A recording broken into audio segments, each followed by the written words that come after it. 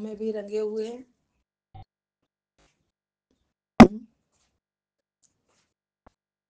Happy Holi. और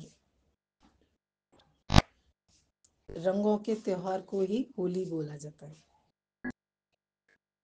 और रंग कौन सा? तरह तरह के रंग। एक रंग से होली अच्छी नहीं लगती है ना।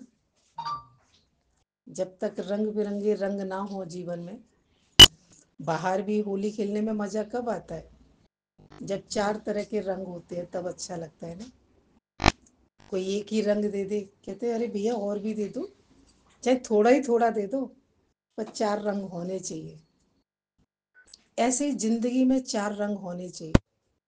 हालत परिस्थिति के रंग नहीं आए, कोई निंदा का रंग नहीं आए, कोई हमारा अपमान का रंग नहीं आए।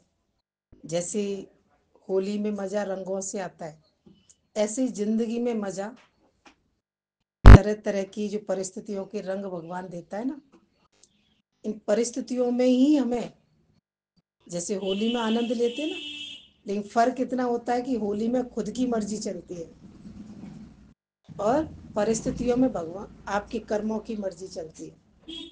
जो आप कर्म कर चुके हो ना, वही कर्म तुम्हारे पास प्रकट होते हैं। और होली में तुम्हारा मन नहीं होता, अंदर से कुंडी लगा के बैठ जाते हो, ताला लगा के बैठ जाते हो। अगर आपका मन नहीं है निकलने का तो कोई निकाल सकता है आपको, लेकिन जब तक तुम रंगना चाहते हो तो तुम्हें कोई भी रंग देता है। तो बस फर्क इतना है, जिंदगी के रंग जो आते हैं ना, उसमें मनुष्य डरता है। तो अभी हमारे जीवन में जो रंग परमात्मा ने दिए, जो हमारी खुशियों के रंग हैं, गम का भी अपना एक रंग होता है, परिस्थितियों के भी अपने रंग होते हैं। परिस्थितियां हमें दूसरे की अच्छी लगती है, लेकिन अपने पे परिस्थिति आ जाती है तो मन भयभीत होता है। अब इस ज्ञान के रंग से ऐसे रंग जाओ जो कोई भी रंग भारी ना पड़े। अभी जगत का रंग हमें फीका हमारे ऊपर हावी क्यों हो जाता है? क्योंकि हम भक्ति के रंग में पूरे नहीं रंगे। अभी ज्ञान का रंग जाता है, फिर उतर जाता है, फिर जाता है, फिर उतर जाता है। अभी सत्संग का रंग चढ़ेगा, फिर घर गृहस्थ में जाओगे, फिर उतर जाएगा। अभी रोज गुरु तुम्हें रंगने की कोशिश करता है। गुरु के मन में रोज ख्याल आता है कि तुम पूरे सत्संगी हो जाओ, तुम पूरे बैरागी हो जाओ, तुम पूरे संसार में आप चलते हो तो संसारी नहीं रहो, तुम परमात्मा के भक्त बन जाओ। रोज गुरु आप पे छींटे डालता है, लेकिन अभी आप रंग जाते हो, फिर घर जाके अपने संसार के रंगों में रंग जाते हो। तो उससे क्या होता है, तुम्ही को खुशी नहीं आती है, तुम ही उलझन में पड़े रहते हो। तो अभी हमको क्या करना है कि बाहर से तो रंगने का मजा होली देती है, लेकिन ज्ञान हमें अंदर से रंगने का मजा देता है। जितना हम अंदर से रंगते जाते हैं ना, अभी रंग अंदर भी भरे पड़े हैं, रंग बाहर भी है, लेकिन अंदर के रंग हमारे कैसे निकलेंगे? सत्संग से। और बाहर के रंग तो कोई भी ला के दे देता है आपको। कोई भी आपको दे देगा, भाई आप होली खेल लो, लेकिन अंदर के रंग कोई ला के नहीं दे सकता। ये आपको खुद के पुरुषार्थ से ही ये अंदर से प्रकट होंगे। अगर आप नहीं चाहो मुझे प्रेम करना नहीं है, तो कोई करवा सकता आपसे प्रेम? नहीं करवा सकता। सामने वाला बोलता रहेगा, लेकिन आपने जब तक नहीं ठाना है, आप प्रेम नहीं कर सकते हो। जब तक आप किसी की सेवा में आनंद नहीं लेते हो, तो आप सेवा भी नहीं कर पाते हो। तो ये जो परमात्मा ने जो अंदर की खुशियां दी है ना, ये मनुष्य को गुरु ज्ञान से जागृत करता है। ये जागृति गुरु देता है। गुरु तुम्हारे अंदर की खुशियों को जगाता है कि बाहर की खुशी तो अभी है, अभी चली जाएगी। आज कोई भी खुशी आप मनाते हो, अभी होली आई, 4 दिन खुशी मनाई, 4 दिन के बाद फिर सब नॉर्मल हो जाएंगे। लेकिन सत्संग के रंग की खुशी हमेशा है। अगर सत्संग के रंग में अगर आप रंग जाते हो, तो कोई भी दुख तुम्हें दुखी नहीं करेगा। जगत की पदार्थों की जो वासना मन में हो जाती है ना, ये वासना भी तुम्हारे अंदर से धीरे धीरे लुप्त होती चली जाएगी। अभी किसी के तरह तरह से हमें बहुत मन में इच्छाएं कामनाएं उत्पन्न होती हैं। जैसे जैसे हमारे अंदर में भक्ति का रंग चढ़ता जाता है तो धीरे धीरे ये इच्छा कामनाएं भी हमारी खत्म होती चली जाती है अंदर से। लेकिन भक्ति के रंग में रंगने के लिए क्या चाहिए? अपनी इच्छा चाहिए, अपना पुरुषार्थ चाहिए, है ना। आज प्रहलाद को आज हम कहते हैं ना कि प्रहलाद की भक्ति सच्ची थी तो परमात्मा ने हर जगह उसकी रक्षा की। आज आप भी क्या कहते हो? भगवान मेरी रक्षा करे, भगवान मेरे लिए प्रकट हो जाए। लेकिन कब प्रकट होगा भगवान? प्रहलाद के लिए कब प्रकट हुआ भगवान? जब प्रहलाद ने हर परिस्थिति में जाके भक्ति की। ऐसा नहीं कि उसने किसी परिस्थिति से डर के पीछे भाग गया। आज आप किसी कोई परिस्थिति आती है, आप क्या करते हो? वहां से भागना चाहते हो। आपके अंदर में जागृति आना आएगी, लेकिन परिस्थितियों से भाग के नहीं आएगी, परिस्थितियों में डट के आएगी। अभी अंदर में भगवान से एक ही प्रेरणा करो कि हे प्रभु, मेरा मन ऐसा रंग देना कि कोई और रंग ना चढ़े। बोले गोपियों ने धोबिया से बोला ना कि धोबी ने पूछा कि गोपी कौन से रंग से रंगू तुम्हारे चुनरिया? बोले लाल रंग रंग दो, हरा रंग रंग दो। तो गोपी ने बोला नहीं। बोले पीला रंग दो? बोले नहीं। बोले कौन सा रंग रंगना है? बोले सांवरिया के रंग में रंग दो।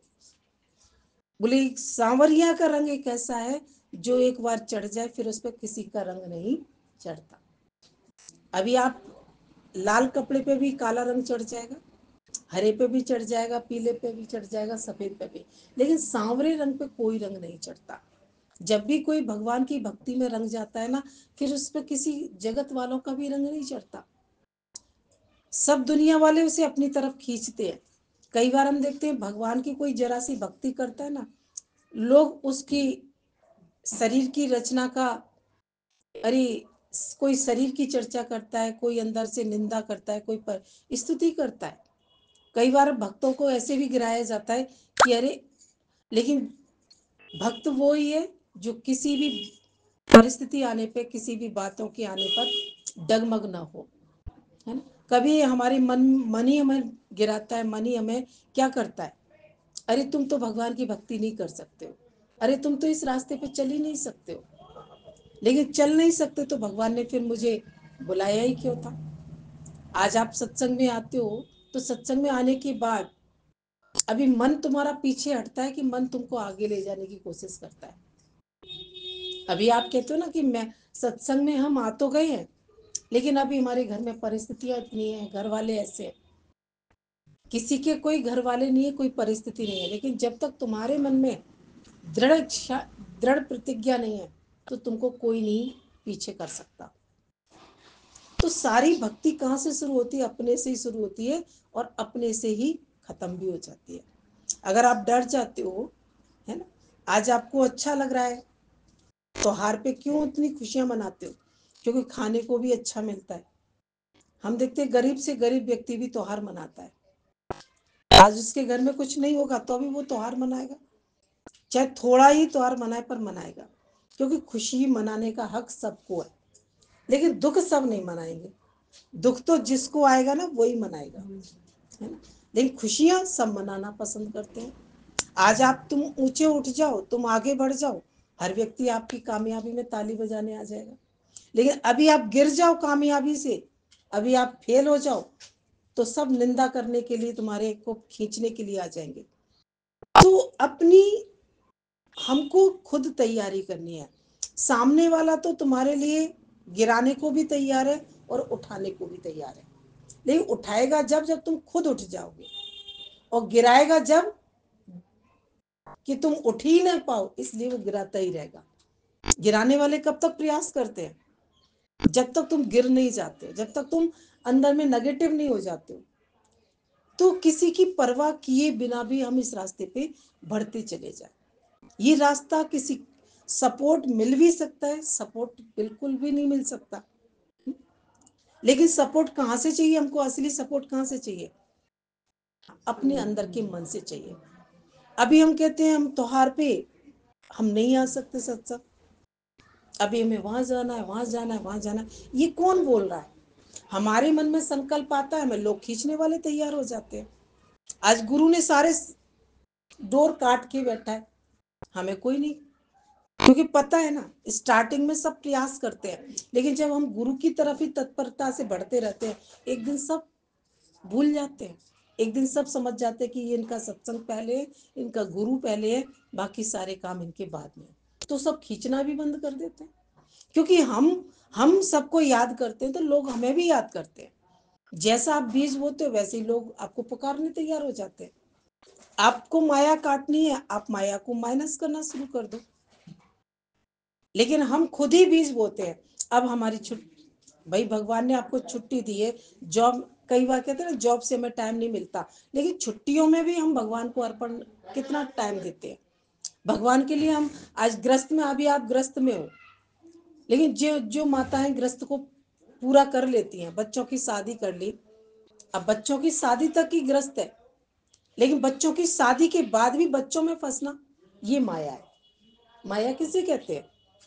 आपने अपने परिवार का निपटारा कर लिया, आप फ्री हो जाओ, अब आप नाती पोतों में फंसोगे तो ये माया प्रपंच और गहरा होता चला जाएगा। कोई नहीं उबार सकता तुम्हें। तुम्हारी कर्म धर्म कब तक है? जब तक तुम्हारे संतान, तुमने जिनको जन्म दिया है उनकी आप शादी ब्याह नहीं कर देते, लेकिन उसके बाद भी हम उस समय फंसे बैठे हैं। नहीं जी, हम सत्संग कैसे जाएंगे? अभी बहू के बच्चे हैं या कोई जो जॉब करते हैं, जॉब वाले भी हम देखते हैं, जो जिनके अंदर में लगन, प्रेम, भक्ति होती है ना, वो छुट्टी पाते ही गुरु की तरफ भागते हैं। आज हम लोगों को जरा सा भी, स्कूल कॉलेज हम लोग पढ़ते थे, जरा सा ही हम लोगों को टाइम मिलता था, हम गुरु की तरफ आकर्षित होते थे। हमारा मन कहीं, क्योंकि अंदर में भी नहीं सोचते थे कि हमें कहीं जाना है, कुछ करना भी है। दुनिया वाले खींचने के लिए पीछे बैठे, वो तो खुद ही नहीं चाहते कि तुम गुरु की तरफ जाओ, वो तो खुद ही नहीं चाहते कि तुम सत्संग में आगे बढ़ो। वो तो ये कहते हैं पागल हो जो तुम सत्संग जाते हो। बताओ कौन, आपके सत्संग को कौन बढ़िया बोलता है? आज आप लोग जितने भी चलते हो, अपनी मर्जी से चलते हो कि घर वालों की मर्जी से चलते हो?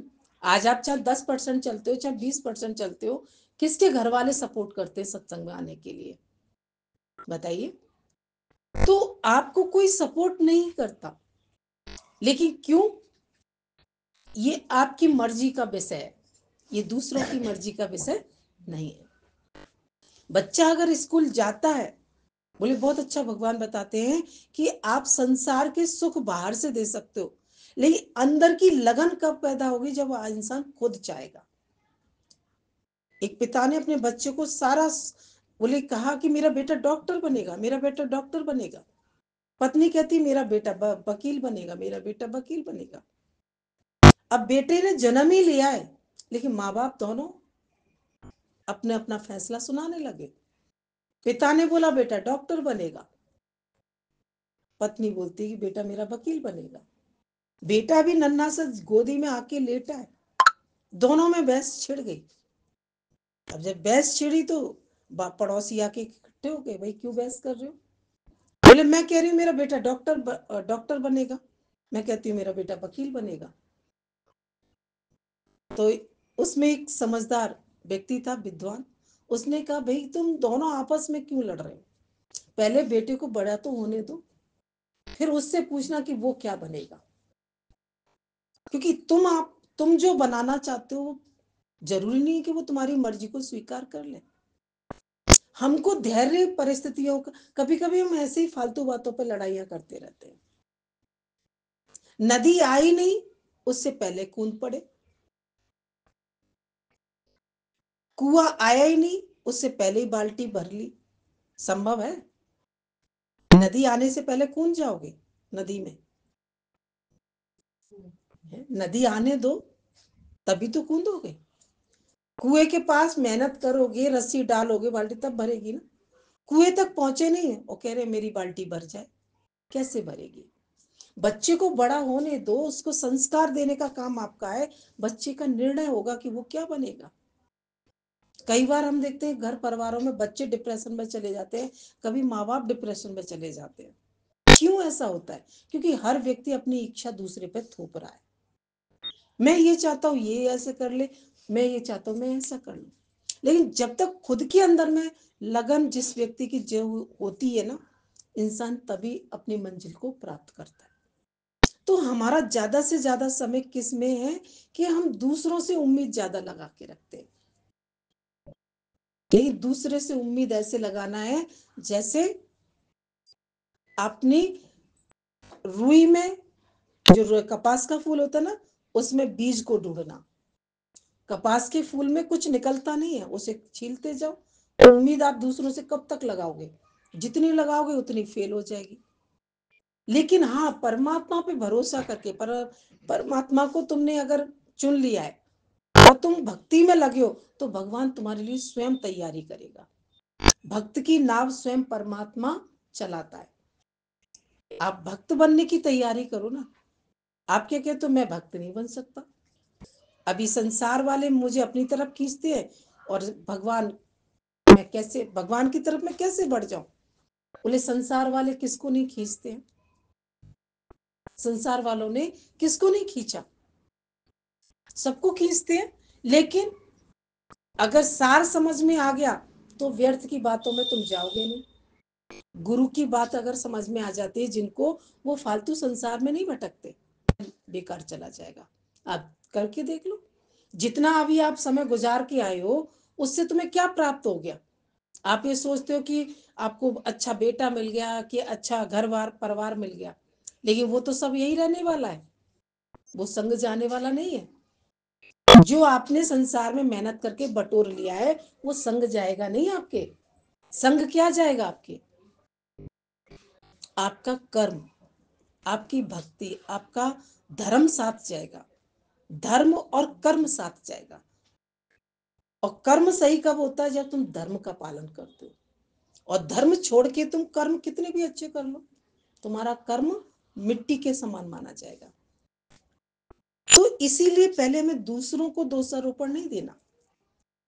अभी आप घर से निकल जाओ नहा धो के, होली का माहौल चल रहा है, अभी आपको कोई रंग लगा दे, कहते ना कि अभी कितने 7 तक 8 तक कई जगह होली चलती है, तो अभी आप 7 8 तक किसी का बुरा नहीं मान सकते। अगर आप ड्रेस पहन के निकल गए तो आपको अंदेशा रहता है, आप बड़े होशियार हो, वैसे ही ड्रेस पहन के जाते हो, पड़ जाए या नहीं पड़ जाए, मन में तैयारी तो रहती है ना। लेकिन एक वेल ड्रेस्ड होके आप बाहर निकल गए और आपको किसी ने बाल्टी पलट दी रंग की, तो आप केस कर सकते हो उस पर, आप उससे लड़ाई कर सकते हो।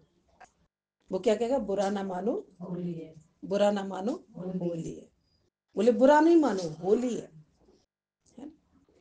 तो आप किसी चीज का बुरा नहीं मान सकते। जो समय चल रहा है, उस समय पे अगर व्यक्ति कोई कर्म करता है तो उस कर्म का हमें बुरा नहीं मानना है। अब समय होली का चल रहा है, चाहे आप राजी हो या नहीं राजी हो, सामने वाले की मस्ती है तो वो तो बिगाड़ देगा आपको। अगर आपको नहीं बिगड़ना तो आप अपने घर में रहिए, लेकिन बाहर आपकी नहीं चलेगी, आपकी घर में चल सकती है। संसार में भी ऐसे है जो सत्संग में आ गए हैं, जो सत्संग में आ गए हैं, और जो संसार में लोग रह रहे हैं। संसार वाले दुखी हो लेंगे, रो लेंगे, पिट लेंगे, लेकिन हम कहेंगे सुकून की शांति जी लो, सत्संग में आ जाओ। तो सत्संग में पाप कर्म इतने बढ़ गए हैं कि वो पाप कर्म सत्संग में बैठने नहीं देते। सत्संग में मन क्यों नहीं लगता? क्योंकि हमारी पाप की गठरिया जब तैयार होती है ना, तो सत्संग में मन क्या करता है? वो चाट खाता है। चाहे जगत में सुख नहीं मिल रहा, हम कहते हैं माया मिल जाए, माया मिल जाए, माया मिल भी गई, लेकिन माया मिलने के बाद हम कहते हैं सुखी हो गए। अब आपको बहुत सारा पैसा मिल गया, अब आपके पास गाड़ी बंगला आ गया, अब आपके पास सारे सुख साधन बढ़ गए। आपका बेटा फैक्ट्री चलाता है, आपका बेटा एक फैक्ट्री 2 फैक्ट्री चला लेता है, हम कहते हैं बच्चे को तुमने सत्य का मार्ग दिखाया। एक माई कहती है कि बेटा मेरा बहुत बिजी है, वो सत्संग में नहीं। दीदी सत्संग में वो तो कभी आ ही नहीं सकता। एक माँ जब चाहती है कि वो सत्संग में आ ही नहीं सकता, माँ को क्या लग रहा है? बच्चा पैसे वाला बन जाए, बच्चा सुखी हो जाएगा। ये माँ का अज्ञान है। एक ज्ञानवान माँ क्या करेगी कि बेटे को जो सुख मिलेगा वो ज्ञान से मिलेगा। धन पदार्थों से किसी बच्चे को सुख नहीं मिलने वाला। साधन तुमने जुटा ली है लेकिन शांति नहीं मिलेगी। थोड़े टाइम का आपने सुख ले लिया, फिर आपके जीवन में कोई परिस्थिति आती है, आप बिखर जाते हो। बोले ज्ञानी संवर जाता है, अज्ञानी बिखर जाता है। परिस्थितियां तो सबके पास आएंगी। आज हालत छिपी हुई है आपकी, आज हालत पर्दे के पीछे छिपी पड़ी है, लेकिन जब निकल के आएगी ना तो डगमग कौन नहीं होगा? जो ज्ञान का अभ्यास कर रहा है, जो सत्संग में पर पूरा होके चल रहा है, वो किसी परिस्थिति में हिलने वाला नहीं है, क्योंकि उसने अपने ज्ञान से अपने महात्मा पे भरोसा करके हर परिस्थिति की तैयारी कर ली है। लेकिन ज्ञानी कर्म से नहीं भागता। आज आपको जो कर्म दिया है भगवान ने, एक बच्ची होती है, छोटी होती है, थोड़ी बड़ी और होती है। बड़ी होने के बाद घर परिवार वाले क्या चाहते हैं? बच्ची अब कुछ काम करे। 5 साल की बच्ची से कोई चाहेगा कि रोटी सेक के लाओ, कोई चाहेगा सब्जी बना दो। लेकिन 15-20 साल की लड़की है, 20 साल की, उससे माँ क्या चाहेगी? क्या चाहेगी उसकी माँ? कि बेटा थोड़ा रोटी बनाओ, थोड़ा सब्जी बनाओ। तो गलत है माँ? नहीं, क्योंकि माँ को अब आपकी जो उम्र है उस उम्र के पड़ाव से माँ को एक इच्छा होती है। बच्चा 25 साल का हो गया, 20 साल का हो गया, क्या क्या क्या मन में आता है? अब ये सेटल हो जाए, अब ये जॉब में लग जाए, अब ये बिजनेस में लग जाए। तो ये गलत है। ये सही बात है कि अगर तुम सेटल टाइम से नहीं होगे तो आगे जाके तुमको पछताना पड़ेगा, क्योंकि समय तुम्हारा इंतजार नहीं करेगा। जो जवानी में सेटलमेंट अच्छा नहीं करते वो बुढ़ापा बिगाड़ लेते हैं। तो माँ बाप क्या करते हैं? हमें समय से पहले जगाना चाहते हैं, लेकिन जब हमारे अंदर में समझ नहीं होती है। बहुत अच्छी एक बात गुरु जी की लगती है कि समय और समझ दोनों का तालमेल बैठना हर व्यक्ति के बस की बात नहीं होती है। कभी आपके पास समय बहुत अच्छा होता है, तब तुम्हारे पास समझ नहीं होती है।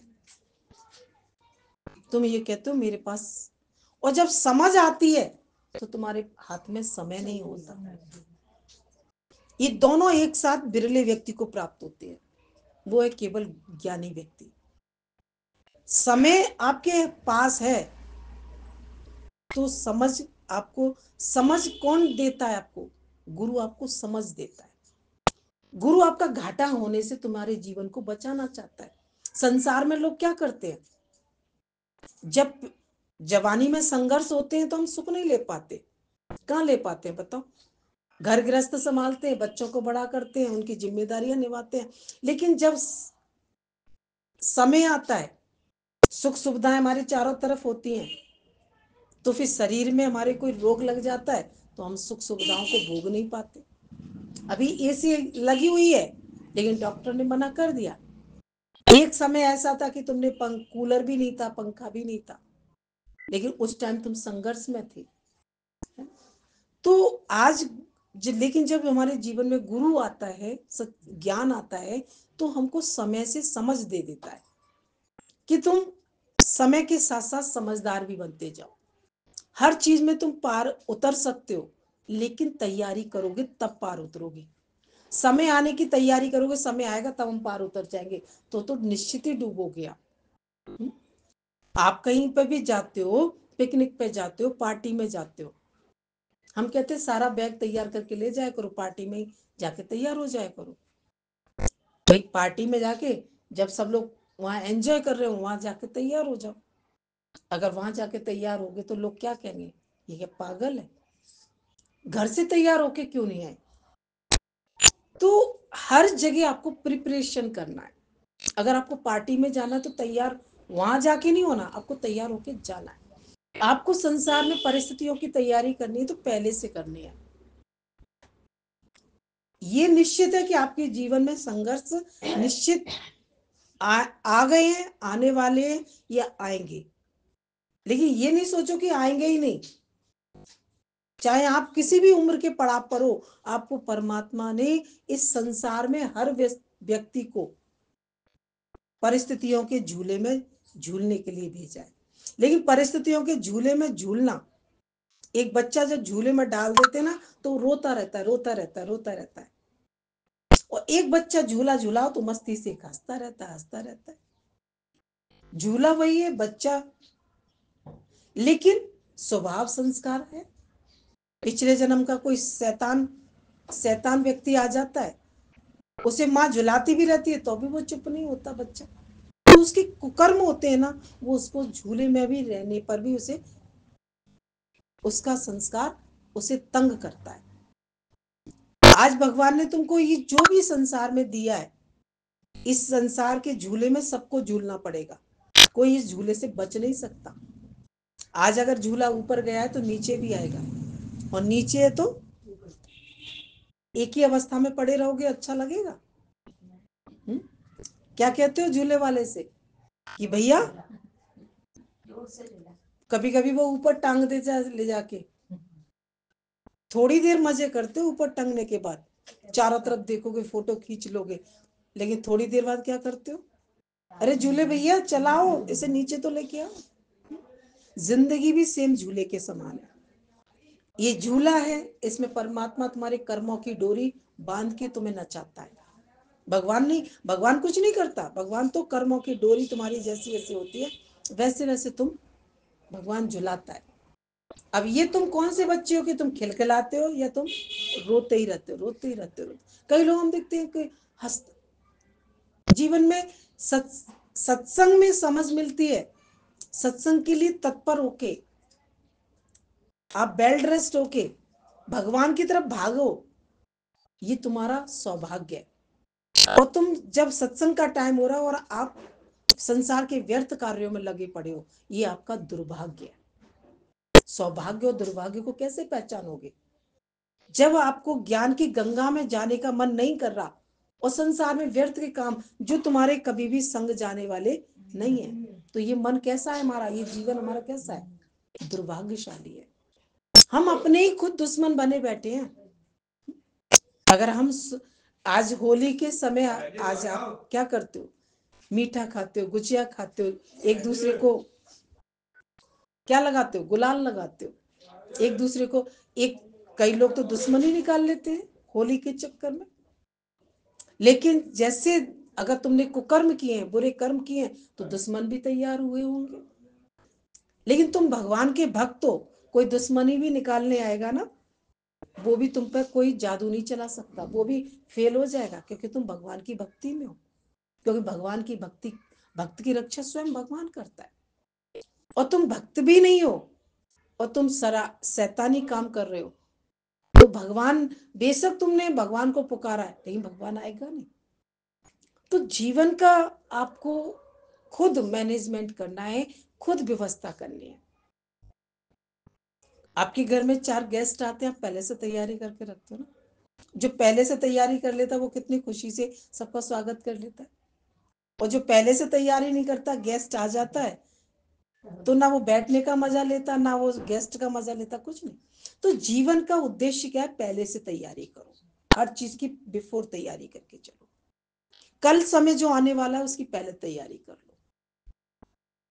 आज गुरु जी ने हम लोग को इसी चीज के लिए, दुख कल आएगा लेकिन तैयारी आज करनी है। निंदा तुम्हारी कल होगी लेकिन तैयारी आज करनी है। ये तैयारी कौन कराता है? संसार वाले कराते हैं क्या? बताओ कौन कराता है आपकी तैयारी? किसने कराई? बताओ ना। आप अपने प्रैक्टिकल लाइफ से बोलना, ये नहीं कि हमारी बात को रटी रटाई बोल दो। हम नहीं कह रहे गुरु ने कराई, लेकिन तुम फील करते हो इस बात को कि तुम्हारे जीवन की जंग लड़ने की तैयारी कौन करा रहा है? सिवाय सत्संग की गुरु की कृपा ही कराती है। आज तुम जो हर परिस्थिति में आगे बढ़ते हो, हर परिस्थिति में मुस्कुराते रहते हो, लेकिन ये मुस्कुराहट तुमने पहले तैयार कर ली है। अब वो तुम्हारी मेहनत है कि तुमने 10% तैयार की है कि तुमने 50% तैयार, लेकिन गुरु ने तो 100% की मेहनत की है। आज गुरु आपके 10% की तैयारी नहीं कराता। हम तुमसे हाईएस्ट पॉइंट की तैयारी क्यों कराते हैं? कि जगत सराय है, यहाँ आए कोई जाए, यहाँ भूल के यहाँ कोई मन ना लगाए, कोई दिल ना लगाए। ये बात किसने बोली है? अब मन नहीं लगाओगे तो काम नहीं करोगे। सेवा भी पूरी करनी है, कर्म भी पूरा करना है, लेकिन फिर मन भी नहीं लगाना। ये ये हम लोग का सत्संग बड़ा कुछ अलग हटके है। दुनिया में लोग कहते हैं ना, मन ना लगाए तो घर गृहस्थ छोड़ देते हैं। कई लोग कहते हैं ना, हम किसी गुफा में जाके बैठ जाएं, हम जाके कोई पहाड़ी पे जाके चले जाएं, कहीं छुप जाएं। नहीं हो सकता।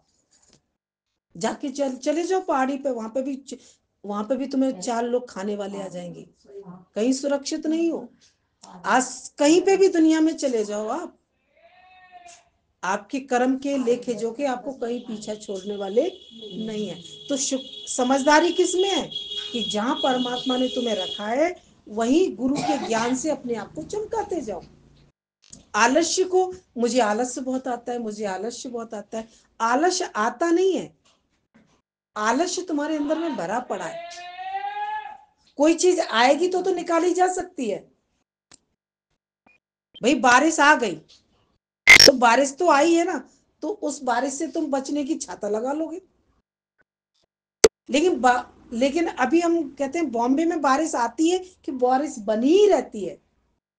कुछ ऐसे चेरा पूंजी, कुछ ऐसे स्थान है जहां बारिश कभी आती नहीं है, वहां बारिश का हर समय मौसम ही बना रहता है। तो आपके अंदर में आलस आया नहीं है, आपकी नस नस में आलस्य भरा पड़ा है। ये निकालना पड़ेगा आपको, अपनी मेहनत से निकालना पड़ेगा। लक्ष्य रखो, लक्ष्य से तुम्हारे जिंदगी में, आज आप कहते हो ना कि सुबह आपके पास सत्संग का नियम मैसेज आ जाता है, आप तैयारी करने लगते हो, भैया सत्संग जाना है, सत्संग जाना है। और अभी आपके पास मैसेज नहीं आए तो वो टाइम आपका, आपकी कोई कैरियर ही नहीं है, आपका वो समय कहाँ चला जाएगा आपको ही नहीं पता। लेकिन जब मैसेज आने के बाद आपको पता है ये टाइम तो मेरा सत्संग में ही जाएगा। प्रभु की कृपा है मेरे पे कि मेरी 24 घंटे में से कुछ घड़ियां मैं परमात्मा को अर्पण कर देता हूं। सत्संग आज क्या करता है, हमारे जीवन का कुछ पार्ट जो समय परमात्मा ने दिया है वो राजी से तुम परमात्मा को अर्पण करते हो। और जब राजी बाजी से हम कोई काम करते हैं तो उसमें क्या मिलता है, हमें खुशी मिलती है। तो ये सत्संग हमारी खुद की खुशी का खजाना है, हम किसी पे एहसान नहीं करते।